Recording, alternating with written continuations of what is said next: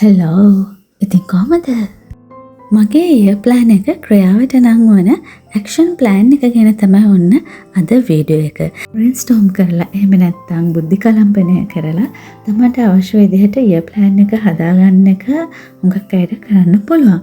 හැබැයි ඒ වුණාට මේ හදාගන්න ඒ ප්ලෑන් එක බලාත්මක කරගන්න ක්‍රියාවට නංවන්න හරි අමාරුයි. ඒක නිසා තමයි හුඟක් අයගේ ඒ ප්ලෑනස් අසාර්ථක වෙන්නේ. අන්න ඒ අසාර්ථක වීම වළක්ව ගන්න ඕන නිසාම තමයි මම මගේ ඇක්ෂන් ප්ලෑන් එකේ ඩේලි ප්ලෑන් එකට වීක්ලි ප්ලෑන් එකට මුල් තැනක් දෙන්නේ. ඒ කියන්නේ දවසට වෙන් කරලා තියෙන වැඩ කොටස ඒ දවස තුල කොහොම හරි කරලා නිම කරගන්න එක තමයි මගේ අරමුණ වෙන්නේ. හදිසියකවත් බැරි වුණොත් අදාළ සතිය තුල කොහොම හරි මේ වැඩ ටික ඉවර කරගන්න එක තමයි මගේ ටාගට් එක. ඒ නිසා දවස ගානෙම එහෙමත් නැත්නම් සතිය ගානෙම මම මගේ ප්‍රොග්‍රස් එක චෙක් කරලා බලනවා. හරි. ඔන්න මම දැන් මගේ වීක්ලි ප්ලෑන් එක හදන්නේ. මේ තියෙන්නේ ජනවාරි මාසයේ කැලෙන්ඩර් එක. මේ ස්ටිකර් ෂීට් එක මම ගත්තේ දරාස් එකෙන්. ජනවාරි මාසෙට මම රෝස පාට වෙන් කරපු නිසාවෙන් ස්ටිකි නෝට්ස් ටිකත් රෝස පාටින්ම තමයි ගත්තේ.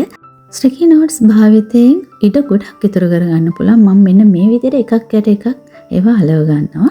අනිත් දේ තමයි ස්ටිකි නෝට් එක යමක් ලියුවොත් ඒක ඊළඟ සතියේට අවශ්‍යයි නේ. ඒක හැමෝම ගලවලා ගන්න පුළුවන්. ආයි නැවත පොත පෙරලා බලන්න දෙයක් නැහැ. ඔන්න මම ජනවාරි මාසේ පළවෙනි සතිය කියලා ලියාගත්තා. ඊළඟට වෙලාව වෙන් කරගන්නවා. මම පාන්දර 3 ඉඳන් රෑ 10 වෙනකන් තමයි කාලය පැයෙන් පැයට වෙන් කරගත්තේ.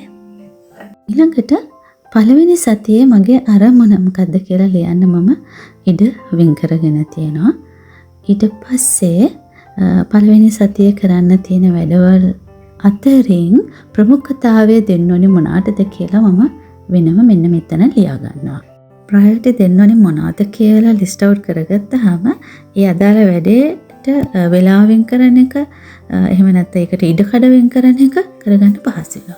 ඊළඟට රිමයින්ඩර්ස් උත් වැදගත් කියලා මම හිතනවා. මොකද මට නම් උපන්දින වගේ හරියට අමතක වෙනවා. ඒක නිසා ඒක වැදගත් සඳහන් කරගන්න. ඊළඟට to do ලිස්ට් එකක් විදිහට අත්‍යවශ්‍යම දේවල් ටික මෙතන මෙන්ෂන් කරගන්නවා. එතකොට ඒකනොත් ප්‍රයෝජන වෙනවා මේ අදාළ වැඩේට වෙලාව වෙන් කරගන්න.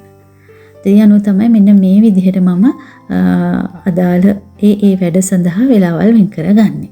මේ ප්ලෑන් එක හදන්නේ ඊට පස්සේ. ඊළඟට ස්ටිකි නෝට්ස් පාවිච්චි කරේ මොකටද කියලා මම කියන්නම්.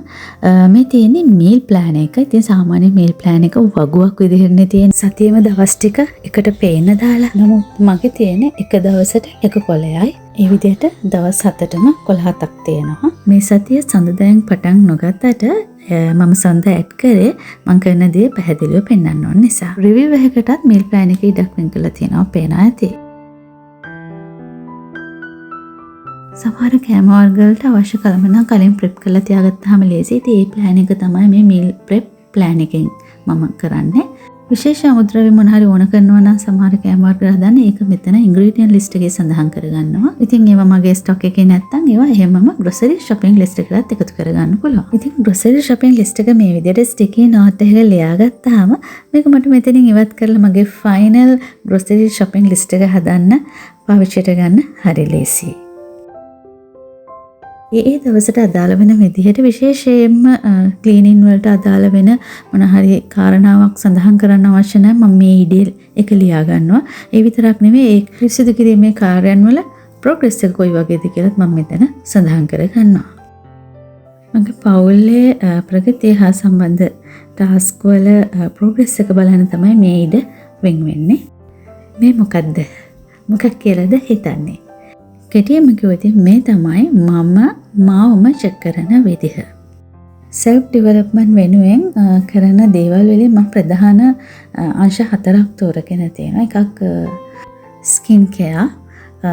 ඊළඟට ඒක මම තව කොටස් දෙකකට බෙදා ගන්නවා. morning routine එකයි night time routine එකයි කියලා. ඒක මම මෙන්න මේ විදිහට ලියා ගන්නවා. එතකොට මට ඒක progress එක check කරගන්න ලේසියි.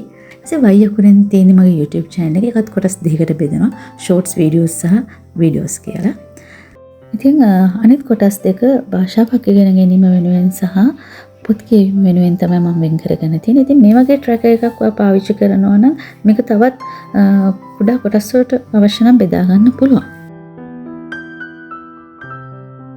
මේ තියෙන්නේ මගේ ඕවරෝල් ප්‍රෝග්‍රස් එක කොහොමද කියලා බලන්න මම නිර්මාණය කරගත්තු ප්‍රස්ථාරය.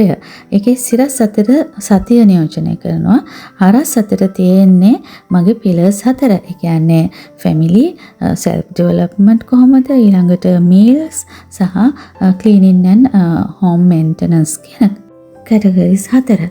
වර්ණ කිරීම තුළින් තමයි මම මගේ ප්‍රෝග්‍රස් එක චෙක් කරගන්නේ. ඒ කියන්නේ වර්ණ 3ක් මම පාවිච්චි කරනවා. කහ වර්ණය මම මේ කාර්ය සාර්ථකව කරා නම් කහ වර්ණය,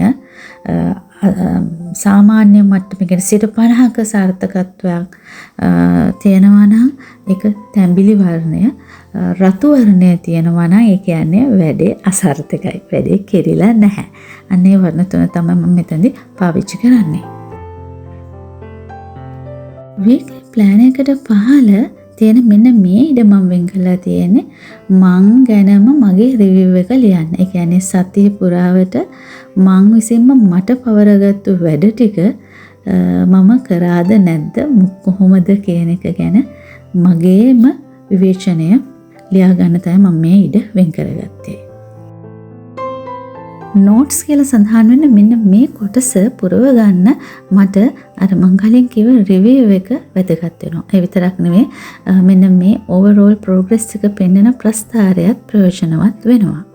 තවදුරටත් මම පැහැදිලිව කිව්වොත් සතිය තුල මට කරගන්න බැරි වුණු වැඩ තියෙනවා නම් අන්න ඒ දේවල් ලබන සතියට ගෙනියනවා නම් කියන්නේ ඉදිරියට ගෙනියනවා නම් ඒ දේවල් සඳහන් කරගන්නේ මම මෙන්න මේ නෝට්ස් කියන තැන. ඒ විතරක් නෙවෙයි ඊට අමතරව මගේ ප්‍රෝග්‍රස් එකේ මම දකිනවා නම් යම් දුර්වලතා අන්න ඒ දේවල් සඳහන් කරගන්නේ මේ නෝට්ස් කියන තැන. එතකොට ඊළඟ සතියේ වීක්ලි ප්ලෑන් එක හදනකොට ඒ දේවල් සලකලා බලලා තමයි මම වීක්ලි ප්ලෑන් එක හදන්නේ. උදාහරණයක් හැටියට ගත්තොත් වර්ක් ලෝඩ් එක වැඩි දවස් තියෙන්න පුළුවන්. ඉතින් අන්න ඒ වගේ දවස් හඳුනා ගන්න පහසු වෙනවා මේ ක්‍රමය තුලින්. එහෙම හඳුනාගෙන ඊළඟ සතියේදී මට පුළුවන් වර්ක් ලෝඩ් එක සමබර වෙන විදිහට සතිය පුරා බෙදා ගන්න. කියන්නේ එතකොට එක දවසකටවත් වැඩි බරක් දෙන්නේ නැතුව. අනිත් අතට මම මේ දේවල් ලියාගන්නේ ස්ටිකි නෝට්ස් වලනේ. ඒකේ තියෙන වාසිය තමයි දැන් දෙවෙනි සතියට ගියාම මේ නෝට් එක මෙතනින් ගැලෙව්වා. ගලවලා දෙවෙනි සතියේ පේජ් එකට ගිහිල්ලා ඒ සතිය කරන්න ඕන වැඩ අතරේ ඒවා සඳහන් කර ගැනීම තමයි කරන්න ඕනේ. ඉතින් ඒක හරි පහසුවෙන් කරන්න පුළුවන් මේ ස්ටිකි නෝට්ස් පාවිච්චි කිරීම මගින්. අනිත් ඒ තමයි ජීවිත සැලැස්ම එක සතියක් තුල කරන්න ඕන දේවල් ටික ඔක්කොම එක පාරටම මේ වගේ පොත දිගහැරියාම ඒ පිටු දෙකෙන් පේන එක. ඒක හරිම වැදගත්. මොකද ආයි තැනින් තැන කොහෙවත් සඳහන් වෙලා නැහැ. එකම තැනක තමයි කරන්න ඕන දේවල් ටික සඳහන් වෙලා තියෙන්නේ. ඒකක්වත් මග ඇරෙන්නේ නැතුව කරගන්න පුළුවන් මේ ක්‍රමය අනුගමනය කරවතේ. හිතනවා අද වීඩියෝ එකත් ප්‍රයෝජනවත් වෙයි කියලා. වගේ වටිනා අදහසක් සඳහන් කරන්න අමතක කරන්න එපා. ඉතින් එහෙනම් මං ගිහින් එන්න. ඔයාට සුබ දවසක්.